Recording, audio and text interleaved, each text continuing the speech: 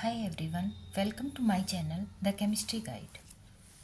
आज की इस वीडियो में हम डिस्कस करेंगे कि मैं अपने चैनल द केमिस्ट्री गाइड में किस टाइप की वीडियोस बनाती हूँ। मेरे चैनल पर मैं दो टाइप की वीडियो बना रही हूँ क्योंकि हमें पता है कि एचटेट का जो एग्ज़ाम 26 जुलाई को होने वाला है पीजीटी केमिस्ट्री का, उसके लिए काफ़ी कम टाइम है और कम टाइम में ज़्यादा तैयारी करने के लिए मैं यहाँ पर दो टाइप की वीडियोस अपलोड करूँगी। एक में तो होते हैं कंप्लीट चैप्टर और दूसरे में होते हैं दूसरी टाइप की वीडियोस में आपको मिलेंगी इम्पोर्टेंट टॉपिक।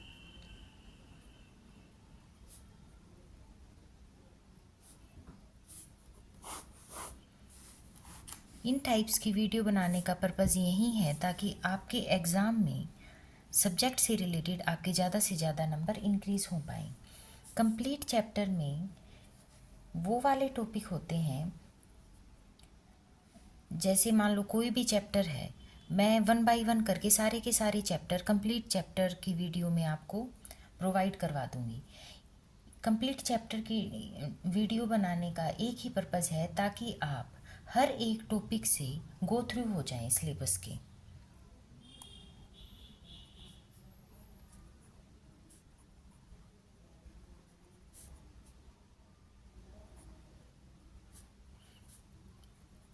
सारे के सारे सिलेबस से 2 या 3 चैप्टर को छोड़कर आप सारे सिलेबस से गो थ्रू हो जाएं कि एग्ज़ाम में अगर आपसे पूछा जाए तो फिर आपका सारा का सारा वो पढ़ा हुआ हो और आप अपने ऑप्शंस को एलिमिनेट करके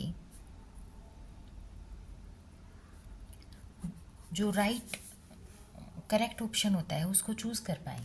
अच्छा, कंप्लीट जो होता है ना, मेरी जो कंप्लीट चैप्टर मैं आपको करवा रही हूँ, इसका मतलब ये नहीं है कि मैं बिल्कुल बेसिक से लेकर और एडवांस्ड तक पढ़ाऊँ।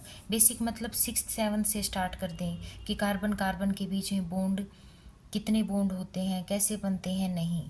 बस इसका केवल और केवल कंप्लीट चैप्टर्स का मतलब यहाँ पर ये है कि मैंने आज तक जो भी अलग अलग बुक से, डिफरेंट बुक्स से जो भी मैंने आज तक नोट्स मेरे लिए बनाए थे, वो मैं उन नोट्स को शॉर्ट टर्म में आप तक पहुंचा सकूं और वो आपके एग्ज़ाम में हेल्पफुल रहें।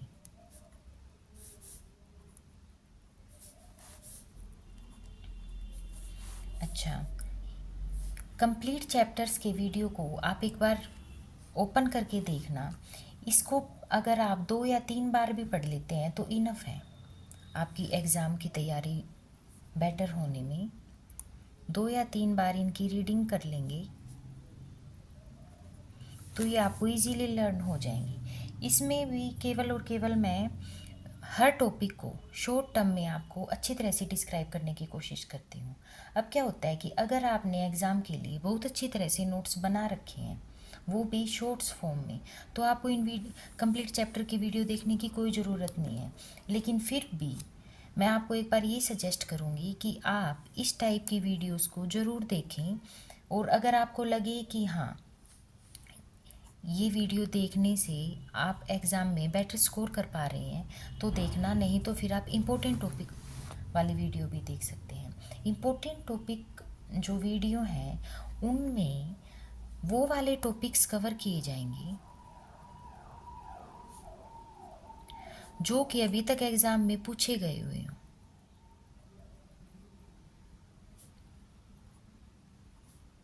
अभी तक जो ऑलरेडी एग्ज़ाम में पूछे गए हैं केवल और केवल वो वाले टॉपिक, या फिर जो आगे भी पूछे जाएंगे ये वाले topic, important topic related videos में हम कवर करेंगे। और इन टॉपिक्स को आपको मिनिमम 4 या 5 बार ज़रूर से ज़रूर पढ़ना है क्योंकि इन टॉपिक से डायरेक्ट फॉर्म में आपको एग्ज़ाम में क्वेश्चन पूछे देखने को मिलेंगे। और बस हमें इस टाइप से तैयार होना है कि एग्ज़ाम में बैठने से हमें ये ना लगे कि हाँ, ये टॉपिक मैंने कहीं ना कहीं पढ़े थे, कहीं ना कहीं देखे थे, लेकिन इसका जो करेक्ट आंसर है ना वो हम चूज़ नहीं कर पा रहे हूँ। इन वीडियोस को बनाने का ये मतलब है कि आप चारों ऑप्शन में से इनकरेक्ट ऑप्शन को एलिमिनेट करते हुए सीधा करेक्ट ऑप्शन पे पहुंच जाए, या फिर आपको बस ये लगे कि हाँ ये वाला क्वेश्चन है और इसका आंसर डायरेक्ट में ही आपको मिल जाए। इसलिए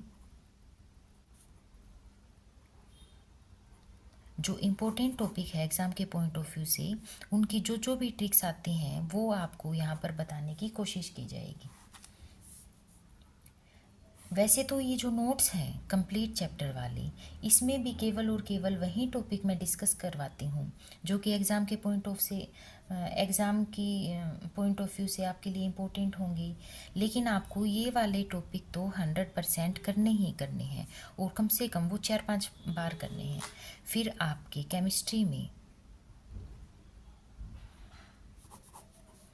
45 मार्क्स इजीली बन जाएंगे। अभी मैंने अपने चैनल पर कम ही वीडियो डाली हैं, लेकिन मैं धीरे धीरे करके जल्द से जल्द ये कोशिश करूँगी कि आपको सारे के सारे चैप्टर के वीडियो और इम्पोर्टेंट टॉपिक से रिलेटेड वीडियो मिल जाएं। अब हम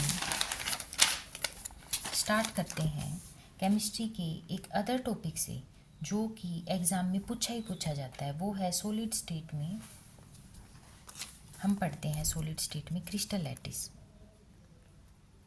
सॉलिड स्टेट में जो क्रिस्टल लैटिस टॉपिक है वो काफ़ी इम्पोर्टेंट है। इस टॉपिक से क्या होता है कि या तो ये पूछ लेंगे कि जो क्रिस्टल लैटिस में है एक्सियल लेंथ है उनका क्या रिलेशन होता है, 3 एक्सियल लेंथ उनका क्या रिलेशन होता है, एक्सियल एंगल होते हैं उनमें क्या रिलेशनशिप होते हैं। या फिर कई बार ये पूछ लेते हैं कि कैटायन और जो एनायन रेडियस होता है उनका रेशियो दे देंगे, किस टाइप के वॉइड्स होते हैं, क्रिस्टल लैटिस की पैकिंग एफिशिएंसी किस टाइप की होती है, इनकी डेंसिटी कैसे निकालते हैं। या फिर अगर मान लो क्रिस्टल लैटिस में डिफेक्ट प्रोवाइड करवा देते हैं, मतलब इनके स्ट्रक्चर में इरेगुलरिटीज आ जाती हैं, तो फिर हमें किस टाइप के डिफेक्ट्स देखने को मिलते हैं। जैसे कि फ्रैंकल डिफेक्ट होता है, शॉर्ट की डिफेक्ट होता है। चलो हम शॉर्ट में ये चीज़ें डिस्कस करने की कोशिश करते हैं। क्रिस्टल लैटिस क्या होता है? क्रिस्टल लैटिस होता है 3D arrangement of constituent particles. किसमें? स्पेस में। Crystal lattice is the 3D arrangement of the constituent particles with in the space. अब क्या होता है कि जो इसमें जो लैटिस पॉइंट होता है वो एटम को रिप्रेजेंट करता है, और डिफरेंट टाइप्स के एटम्स लैटिस पॉइंट्स ज्वाइन होकर एक सबसे पहले तो एक यूनिट सेल बना देते हैं। और जब ये यूनिट सेल बार बार रिपीट होती है अलग अलग डायरेक्शन में, मतलब तीनों डायरेक्शन में, तो फिर ये फॉर्मेशन कर देते हैं क्रिस्टल लैटिस का। जैसे यहाँ पर ये है, ये एक सिंपल क्यूबिक यूनिट सेल है। अब क्या है कि इसमें जो ये वाले हैं इनको हम लैटिस पॉइंट्स भी बोल सकते हैं, और ये लैटिस पॉइंट रिप्रेजेंट कर रहे हैं एटम्स को। अब हम क्या देखते हैं कि जो यूनिट सेल होती है ना, कई बार ये पूछ लेते हैं कि यूनिट सेल क्या होती है। स्मॉलेस्ट पोर्शन होता है क्रिस्टल लैटिस का, जिसको हम बार बार रिपीट करने से हमें क्रिस्टल लैटिस की फॉर्मेशन मिल जाती है। अब क्या होता है कि क्रिस्टल लैटिस के 6 पैरामीटर्स होते हैं जिससे ये रिप्रेजेंट की जा सकती है। 6 पैरामीटर्स में ABC and alpha beta gamma.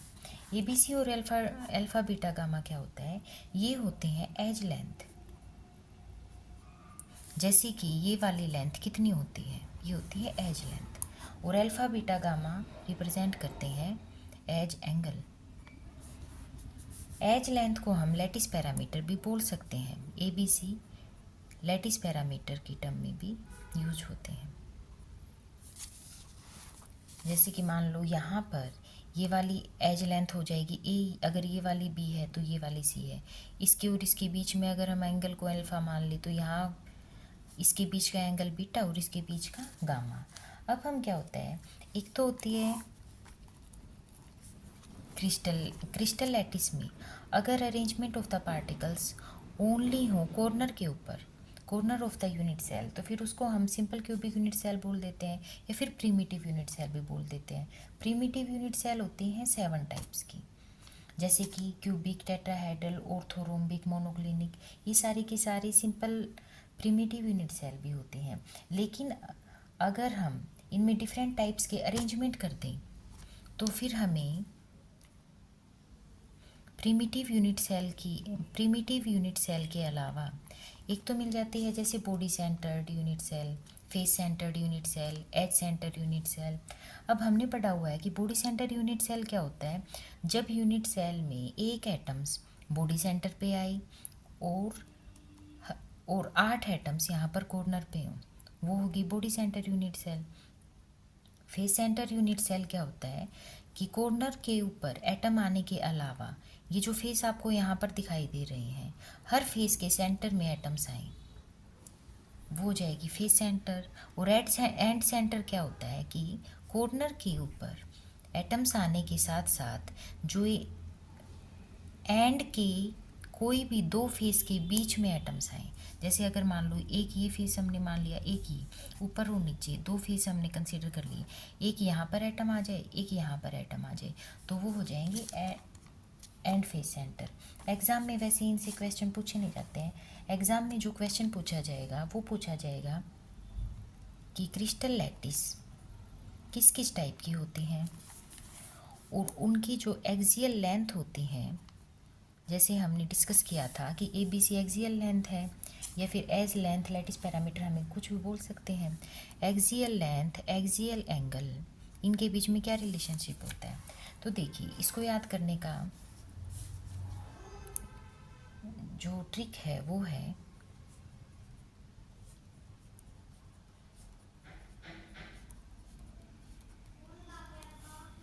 है क्यूट अवर मदर। क्यू से हो जाएगा क्यूबिक,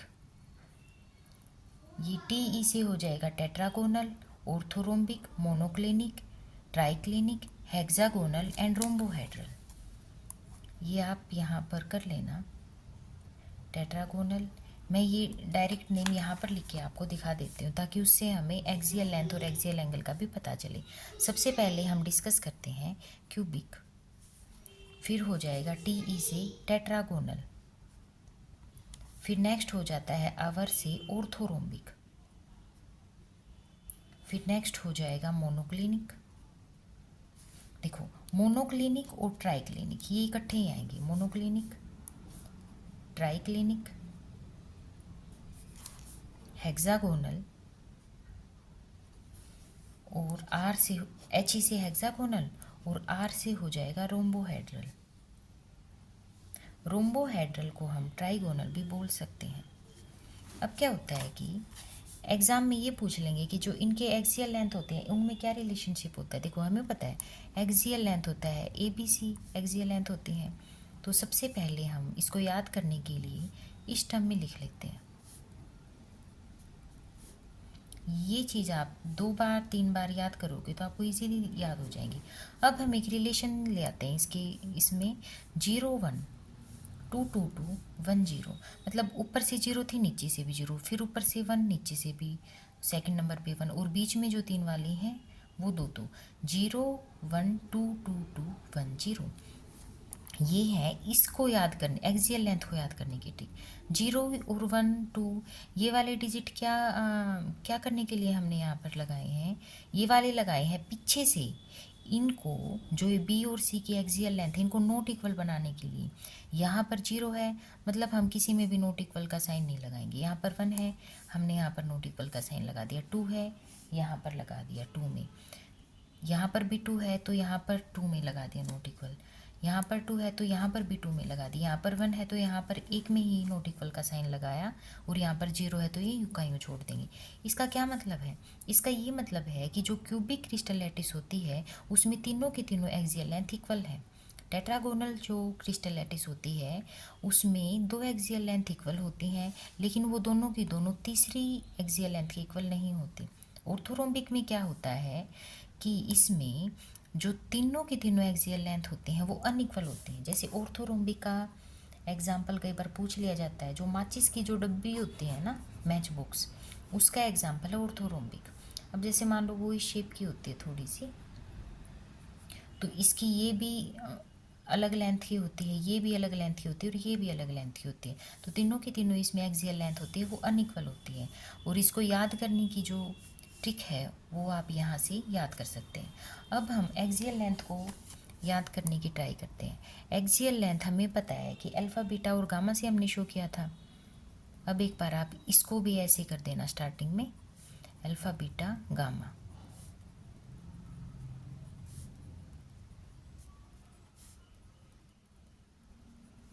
अच्छा, अब क्या होता है कि जो ऊपर वाली तीन होती है ना, उसमें तीनों के तीनों जो एक्सियल एंगल होते हैं वो इक्वल होते हैं, और वो तीनों किसके इक्वल हो जाएंगे? 90 डिग्री की।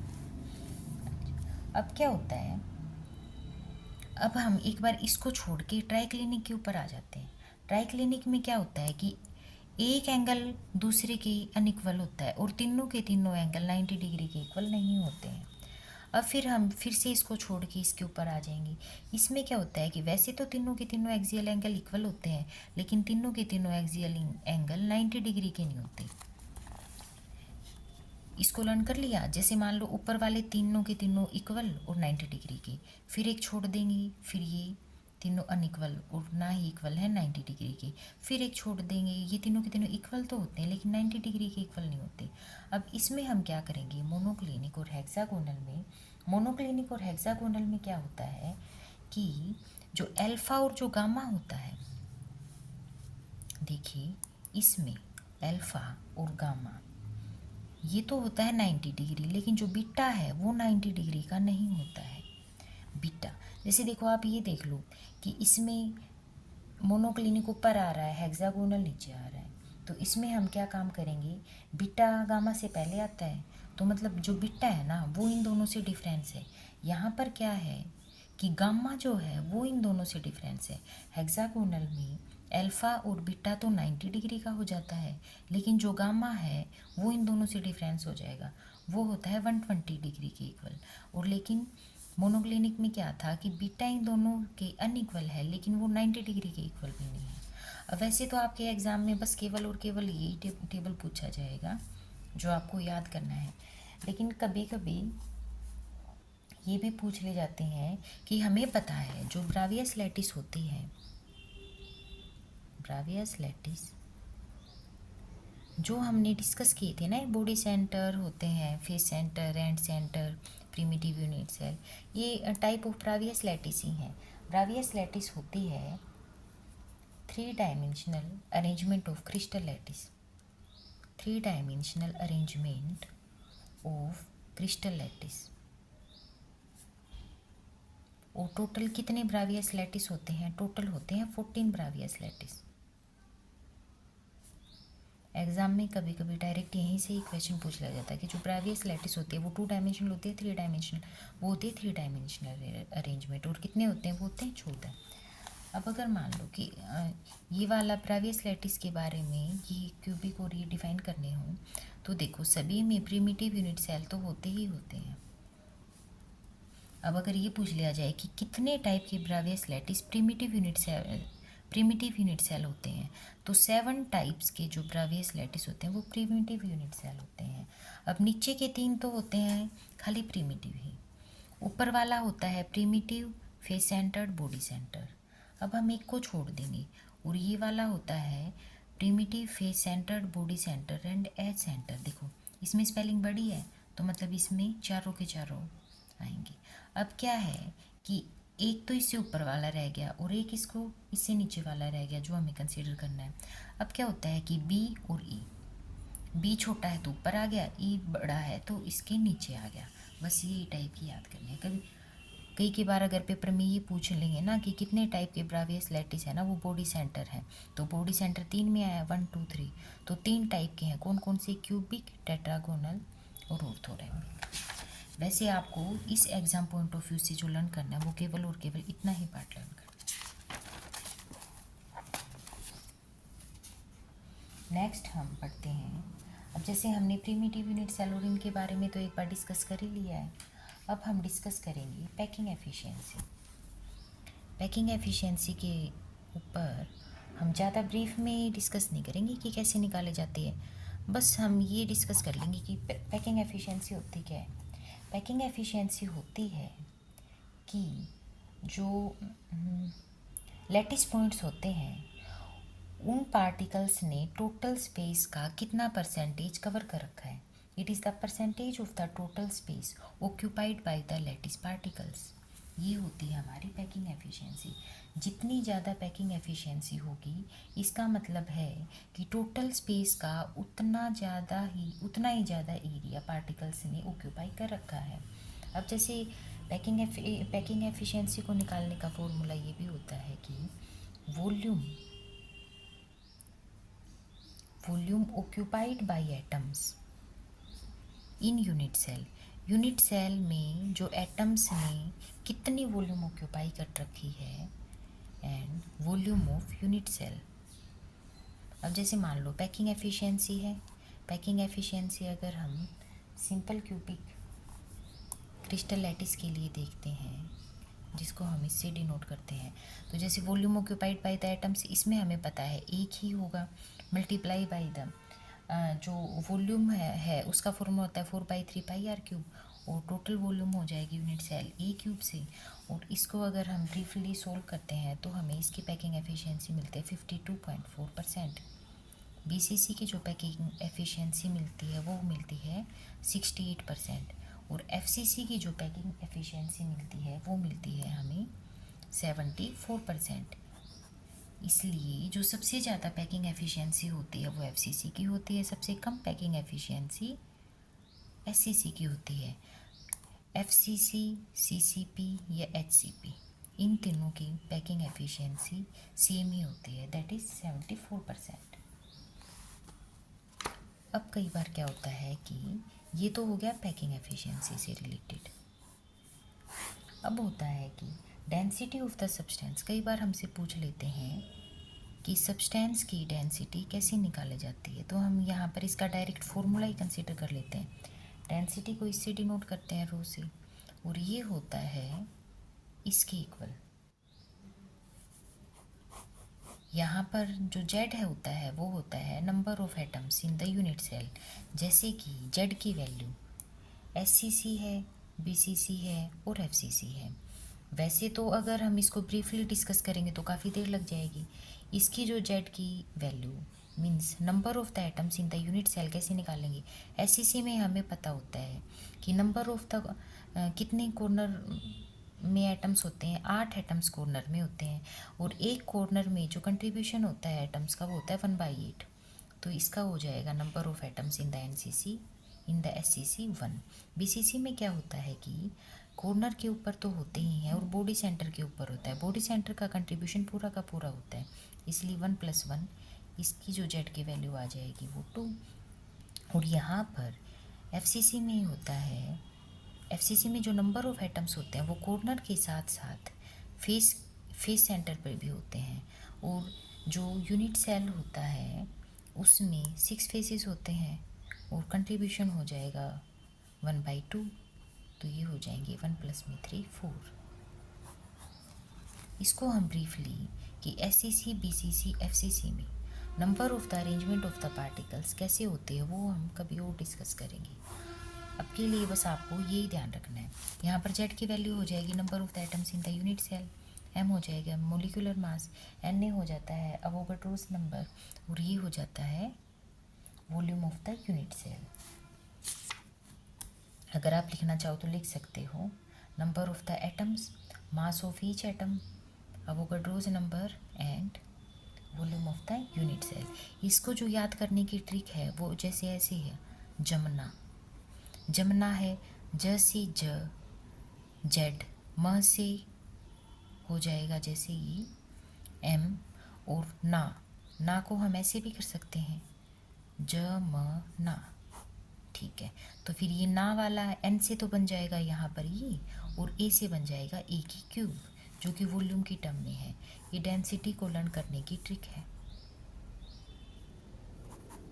अच्छा, अब हम डिस्कस कर लेते हैं अपना नेक्स्ट टॉपिक, जो इम्पोर्टेंट है एग्ज़ाम के पॉइंट ऑफ व्यू से। वो हम सिंपल डिफेक्ट ही डिस्कस कर लेते हैं। अब यहाँ पर एक और बात याद करने की है, वो ये है कि कोऑर्डिनेशन नंबर होता है कि एक एटम्स के अराउंड, जैसे कैटायन है, कैटायंस के अराउंड कितने number of anions bind up हो रखे हैं, वो हो जाता है उसका कोऑर्डिनेशन नंबर। अब एग्जाम्पल में क्या होता है, एग्ज़ाम में सिंपल ये पूछ लेते हैं कि अगर हमें ऐसी स्ट्रक्चर दी गई हो तो उसका कोऑर्डिनेशन नंबर 6 होता है, बीसीसी स्ट्रक्चर दी गई हो उसका कोऑर्डिनेशन नंबर 8 होता है, या फिर एफसीसी स्ट्रक्चर दी गई हो तो उसका कोऑर्डिनेशन नंबर 12 होता है। एफसीसी या फिर सीसीपी दी गई हो या फिर एचसीपी दी गई हो, उसका कोऑर्डिनेशन नंबर 12 होता है। अब क्या होता है कि ये एच सी पी, सी सी पी, एफ सी सी कैसे आता है, इसके बारे में हम ब्रीफली डिस्कस, हम जब अपना सॉलिड स्टेट का कंप्लीट चैप्टर करेंगे उसमें फर्दर डिस्कस करेंगे। अब यहाँ पर हम सीधा अपने नेक्स्ट टॉपिक पे आ जाते हैं, जो कि है, अब कई बार ये भी पूछ लिया जाता है पेपर में सीधा, जैसे आपको वैल्यू दे देंगे कि रेशियो ऑफ कैटायन इतना है, ये क्वेश्चन की फॉर्म में आएगा कि जैसे जो कैटायनिक रेडियस है ना,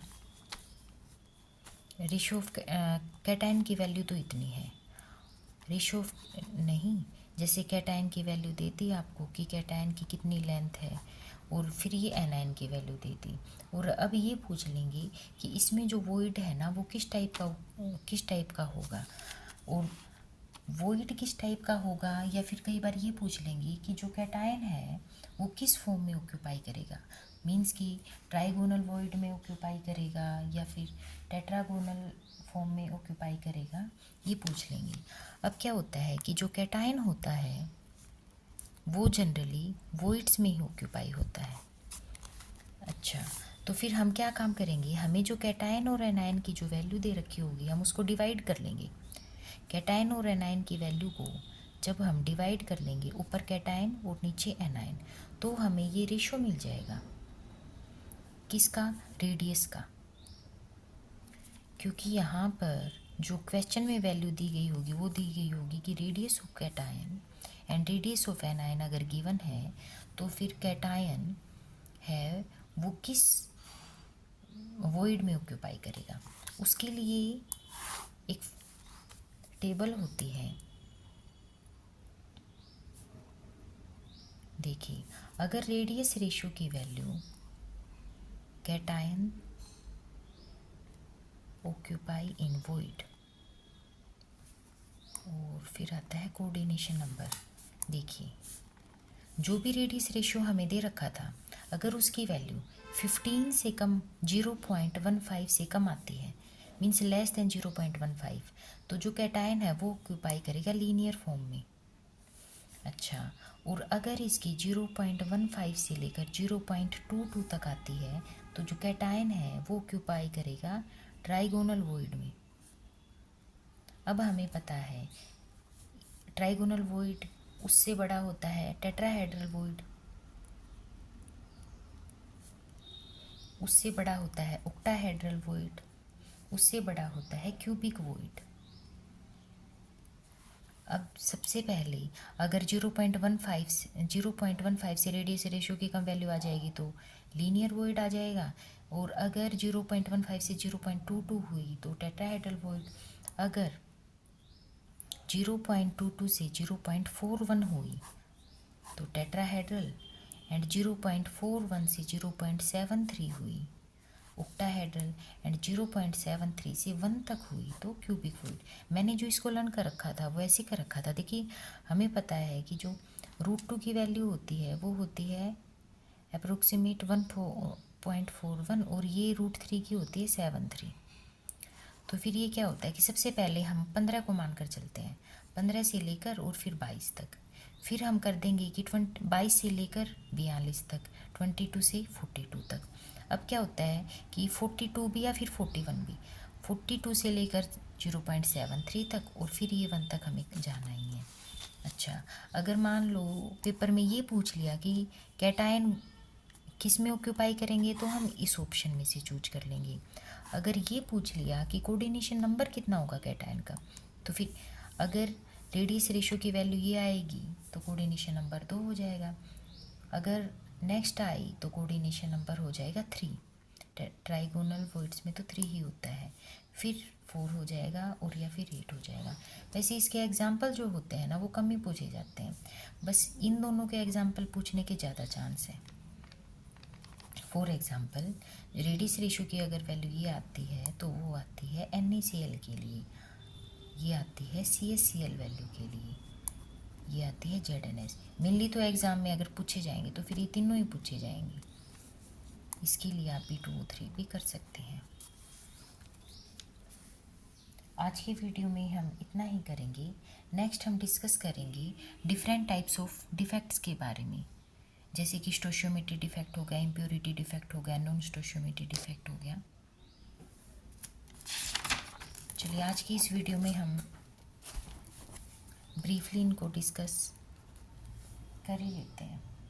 देखिए, मैं केवल वही आपको पॉइंट बताऊंगी जो कि आपके एग्ज़ाम में डायरेक्ट आएंगे। देखिए क्या होता है कि डिफेक्ट्स कितने टाइप के होते हैं।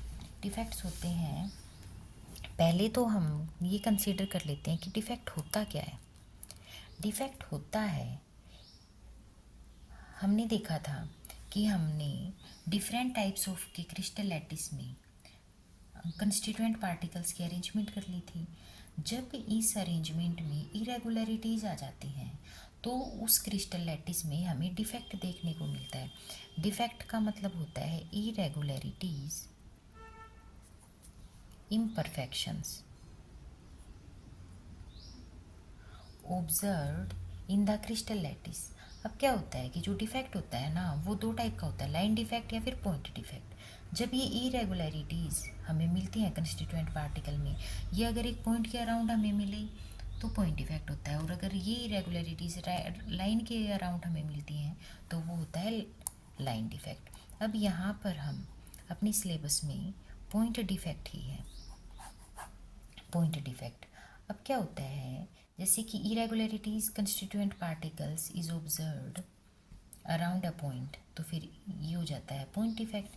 डिफरेंट टाइप्स के पॉइंट डिफेक्ट होते हैं। कैसे? एक तो होता है स्टोशियोमेट्रिक डिफेक्ट,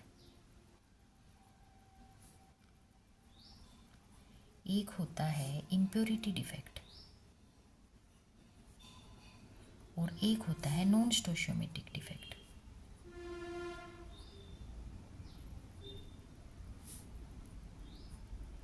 अब क्या होता है कि स्टोशियोमेट्रिक डिफेक्ट वो वाला डिफेक्ट होता है कि आफ्टर इरेगुलरिटीज़ जो स्टोशियोमेट्री होती है कंस्टिट्यूएंट पार्टिकल्स की वो सेम रही, मींस कि जो फॉर्मूला होता है वो चेंज ना हो, जो कैटायन और एनायन का रेशियो होता है वो सेम रहेगा आफ्टर इरेगुलरिटीज़। तो इसलिए हम कह सकते हैं कि stoichiometric defect is the defect when the ratio of the cation and anion remain same after irregularities या फिर इम्परफेक्शंस। स्टोशियोमेट्रिक डिफेक्ट को हम इंट्रिंसिक डिफेक्ट भी बोलते हैं, इंट्रिंसिक डिफेक्ट, या फिर स्टोशियोमेट्रिक डिफेक्ट और इंट्रिंसिक इफेक्ट को हम थर्मोडायनेमिक इफेक्ट डिफेक्ट भी बोल सकते हैं।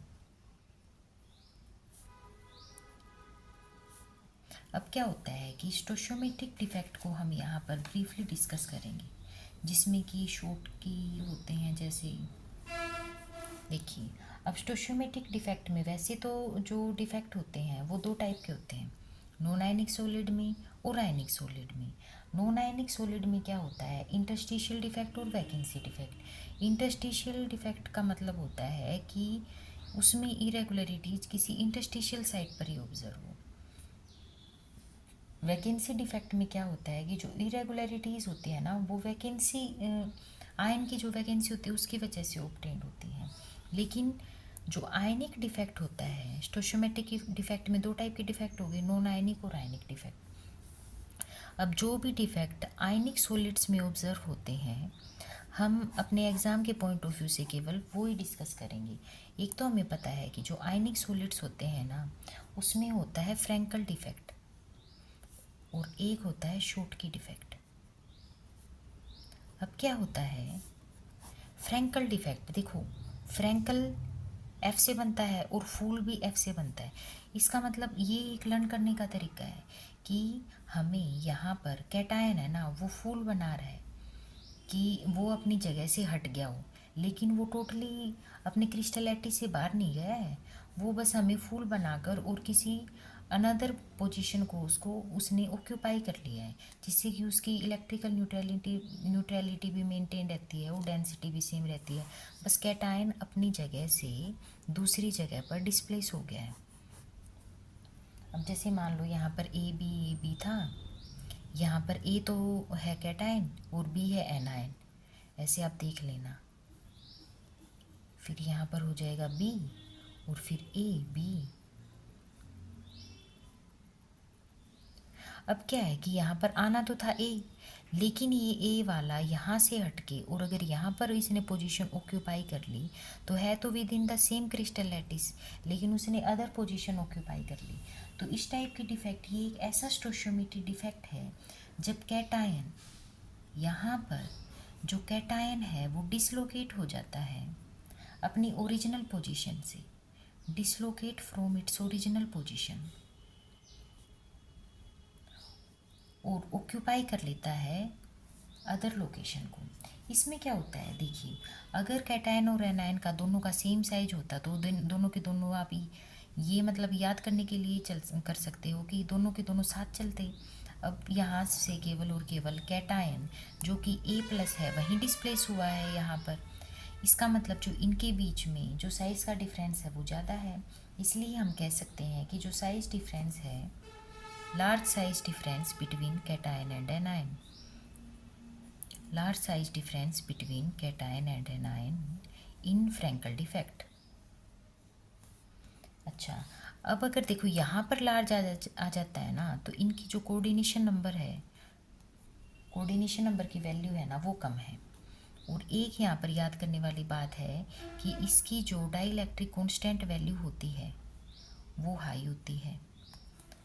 अब क्या होता है कि देखिए, कैटायन है वो खुद की पोजीशन को रिप्लेस करके अदर पोजीशन को ऑक्यूपाई कर लिया इसने, लेकिन डेंसिटी तो सेम ही रहेगी क्योंकि ये सारा का सारा with in same crystal lattice हुआ है। तो फिर क्या है कि डेंसिटी रिमेन सेम।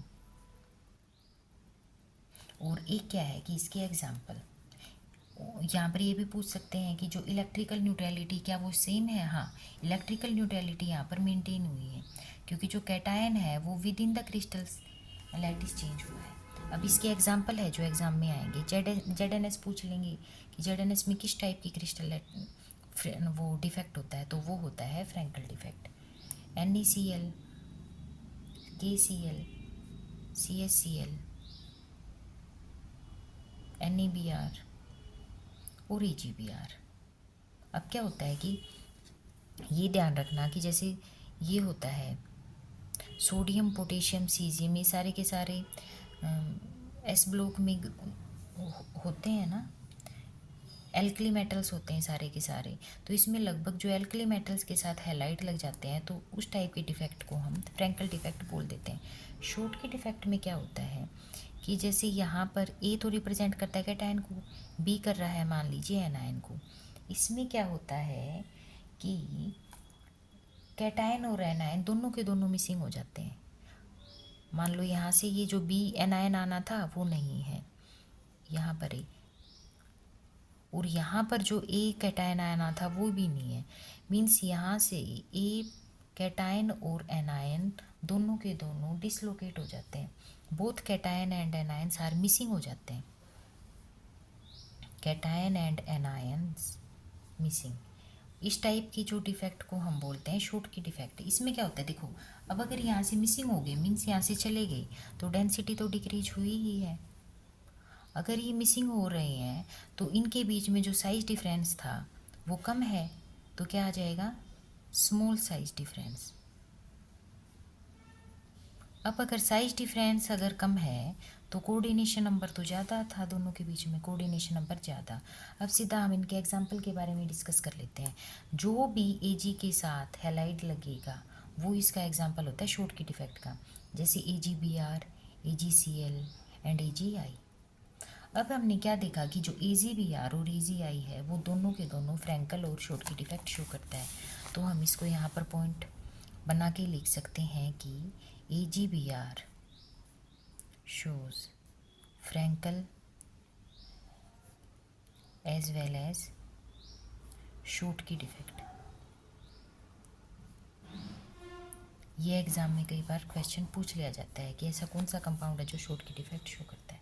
अब क्या होता है, हम सीधा इम्प्योरिटी डिफेक्ट पे आ जाते हैं। इम्प्योरिटी डिफेक्ट क्या होता है कि अगर हम कुछ इम्प्योरिटी ऐड कर लेते हैं तो उसकी वजह से पहले जो भी उसके अंदर आयंस प्रेजेंट थे उसमें इरेगुलरिटीज़ आ जाना, उसको बोलते हैं इम्प्योरिटी डिफेक्ट। जैसे कि क्या होता है, यहाँ पर ही कंसीडर कर लेते हैं। अब NaCl है, NaCl को अगर हम SrCl2, मैं आपको बस मेन यहाँ पर समझा रही हूँ और एग्जाम्पल बता रही हूँ। NaCl को अगर हम क्रिस्टलाइज कर लेते हैं SrCl2 के साथ तो हमें पता है Na के ऊपर होता है एक पॉजिटिव चार्ज, स्ट्रोंशियम के ऊपर होता है 2 पॉजिटिव चार्ज। अगर हम 2 Na लें तो हम ये 2 पॉजिटिव चार्ज को न्यूट्रलाइज कर सकते हैं। इसीलिए अगर हम NaCl को क्रिस्टलाइज करते हैं SrCl2 के साथ तो यहाँ पर हमारे पास मान लीजिए स्टार्टिंग में ये है NaCl और फिर क्या हो जाएगा, ऐसे ही अगर सभी जगह क्या है कि NaCl है तो क्या होता है कि अगर हम उसमें SrCl2 ऐड करवा देते हैं तो ये क्या काम करेगा, अगर यहाँ पर Na आना था यहाँ पर आ जाएगा SR2 प्लस आ गया, यहाँ पर Na है तो देखिए एक SR2 प्लस खुद की ये जो चार्ज है ना, चार्ज को न्यूट्रलाइज करने के लिए 2 सोडियम आयन को रिप्लेस करेगा, तो यहाँ पर जो सोडियम की जगह थी वो रिप्लेस हो जाएगी। इस टाइप की जो रिप्लेसमेंट होगी और जो डिफेक्ट प्रोड्यूस होता है उसको हम बोल देते हैं इम्प्योरिटी डिफेक्ट, क्योंकि यहाँ पर जो इम्प्योरिटी है वो SrCl2 की हमने डाली है NaCl में। अब देखिए यहाँ पर एक Sr2 प्लस आयन है वो 2 सोडियम आयन को डिस्प्लेस कर रहा है, मतलब 2 की जगह 1 लग गया, तो इसका मतलब जो ओवरऑल डेंसिटी है वो डिक्रीज हो रही है इम्प्योरिटीज डिफेक्ट में। एक पॉइंट इसका ये याद करने के लिए है। हाँ, लेकिन जो इलेक्ट्रोन्यूट्रलिटी है, इलेक्ट्रोन्यूट्रलिटी इज मेंटेन्ड, वो मेंटेन्ड है। क्यों मेंटेन है, क्योंकि 2 सोडियम थे, एक की जगह 2 सोडियम की जगह पर एक स्ट्रोंशियम लग गया, स्ट्रोंशियम लग गया तो दूसरा वाला तो खाली ही है, लेकिन जो चार्ज है वो दोनों के ऊपर अगर होता तो भी 2 पॉजिटिव आता और अब भी 2 पॉजिटिव है, तो इसलिए हम कह सकते हैं कि जो इलेक्ट्रोन्यूट्रलिटी है ना वो दोनों में सेम ही है। अब कई बार ये पूछ लेते हैं कि जितने नंबर ऑफ हम Sr2 प्लस आयन के यूज करेंगे उतनी ही वैकेंसी यहाँ पर क्रिएट होगी। इसका दूसरा एग्जांपल जो पूछते हैं वो पूछते हैं AgCl प्लस में CdCl2, मेन एग्जांपल तो यही पूछा जाता है। नेक्स्ट हम पढ़ते हैं नॉन स्टोशियोमेट्रिक डिफेक्ट। देखो नॉन स्टोशियोमेट्रिक डिफेक्ट क्या होता है कि इरेगुलरिटीज़ या फिर इम्परफेक्शंस के कारण जो स्टोशियोमेट्री होती है वो डिफरेंट हो जाती है, मीन्स कैटायंस और एनायंस का रेशो चेंज हो जाता है, उसको हम बोलते हैं नॉन स्टोशियोमेट्रिक डिफेक्ट टाइप। जैसे वैसे तो हम फॉर्मूला होता है ना वो FeO नॉर्मली कंसीडर कर लेते हैं, लेकिन क्या होता है एक्चुअली वो होता है ना, वो होता है जैसे ये इसमें क्या होता है कि कुछ Fe2 प्लस आयन होते हैं वो Fe3 प्लस आयन से डिस्प्लेस हो जाते हैं। इस टाइप के डिफेक्ट को हम नॉन स्टोशियोमेट्रिक डिफेक्ट बोल देते हैं, क्योंकि यहाँ पर इरेगुलरिटीज़ की वजह से ये आयरन है वो कम हो रहे हैं। अब ये भी 2 टाइप का होता है, एक तो होता है मेटल एक्सेस इफेक्ट,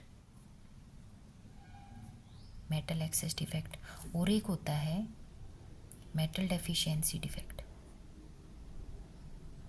देखो मेटल डेफिशिएंसी में तो आपको क्या काम करना है, एक ही याद करना है, जैसे मान लो FeO और ये होता है 0.95, इसमें क्या होता है कि कुछ Fe2 प्लस आयंस होते हैं ना वो डिस्प्लेस हो जाते हैं, some Fe2 plus ions are displaced,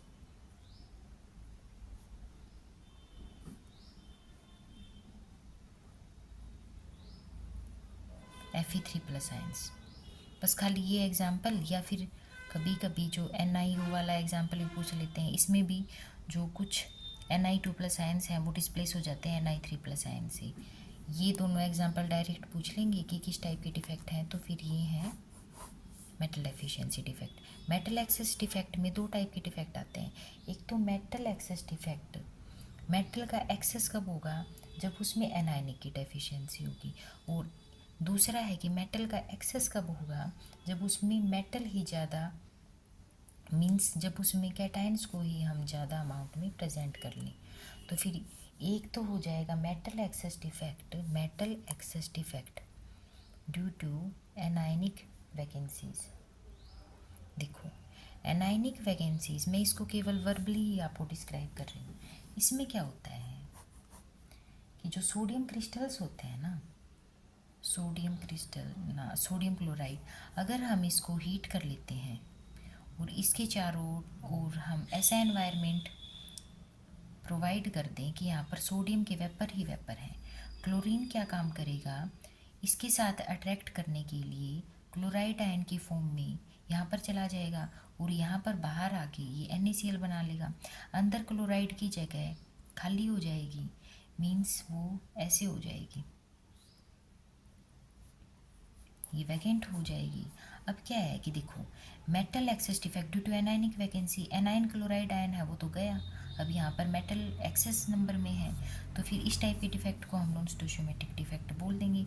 लेकिन अब हमें यहाँ पर इलेक्ट्रोन्यूट्रलिटी मेंटेन करनी है। इसको मेंटेन करने के लिए यहाँ पर ये जो सोडियम वेपर था, ये खुद का एक इलेक्ट्रॉन Na+ आयन में ये बन जाएगा और एक इलेक्ट्रॉन यहाँ पर दे देगा। यहाँ पर जो इलेक्ट्रॉन एनायनिक की पोजीशन पे आया है उसको हम क्या बोल देंगे, ये जो इलेक्ट्रॉन ऑक्यूपाई करेगा ना, फिर this electron occupy the vacancy side of the chloride ion, और ये वाला जो सेंटर होता है अब ये बन जाएगा F सेंटर, और ये रिस्पॉन्सिबल होता है कलर के लिए। F सेंटर को हम फारबेनजेंटर सेंटर भी बोल सकते हैं। ये रिस्पॉन्सिबल होता है कि एक तो इसकी पैरामैग्नेटिक प्रॉपर्टीज़ के लिए, कलर के लिए, जैसे हमने यहाँ पर तो कंसीडर किया था NaCl। अब जैसे मान लो यहाँ पर हमें ये मिला है ना, इसका कलर पिंक शो होगा, क्यों शो होगा, F सेंटर की वजह से। अगर हम यहाँ पर LiCl का एग्जांपल लेते तो इसका कलर हमें मिल जाता येलो कलर, और अगर KCl का एग्जांपल लेते तो हमें मिल जाता वॉयलेट कलर। डायरेक्ट एग्जाम में ये भी क्वेश्चन पूछ लेते हैं कि आपकी फुल फॉर्म क्या है, फारबेनजेंटर, और ये किसकी पोजीशन पे आता है, ये आता है एनायन की पोजीशन पे। ठीक है, और अब क्या होता है कि metal excess defect due to the presence of the extra cation, क्योंकि हमें तो मेटल का एक्सेस और मेटल होती है कैटायन, तो या तो हम एनायन की वैकेंसी कर दें या फिर हम जो कैटायंस हैं ना उनको ही एक्स्ट्रा अमाउंट में कर दें, तो फिर वो दूसरे टाइप का हो जाएगा। और इसका जो एग्जांपल है ना वो ZNO ही है, क्योंकि ZNO हमें क्या है कि Zn2+ दे देगा, तो यहाँ पर मेटल की एक्सेस तो हो रही है, और बस आपको यहाँ पर यही याद करने की ज़रूरत है। आज की वीडियो में हम सिर्फ इतना ही करेंगे। वैसे तो अब आगे की वीडियो में जैसे सेमीकंडक्टर्स होते हैं, टाइप P टाइप कंडक्टर वो भी रहते हैं, लेकिन हमारी वीडियो ही लंबी खींच जाएगी, इसलिए फर्दर जो इम्पोर्टेंट टॉपिक्स हैं उनको हम नेक्स्ट वीडियो में कवर करेंगे। Thank you.